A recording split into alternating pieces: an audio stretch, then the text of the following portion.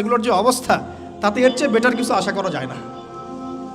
যখন আমরা ঠিক হয়ে যাবো ইনশাআল্লাহ, আল্লাহ পাক অবশ্যই যোগ্য নেতৃত্ব দিবেন ইনশাআল্লাহ, ইনশাআল্লাহ আযজা ওয়া জাল।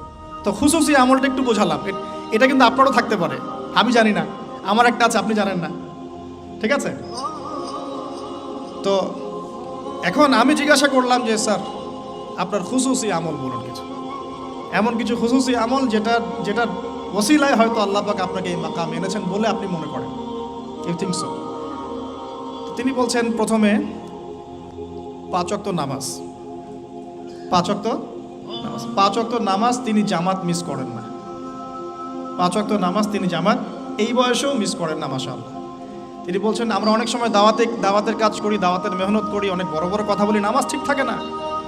এই ব্যক্তিদের ঈমান আমল দিয়ে দাওয়াতের কোনো কাজ নাই।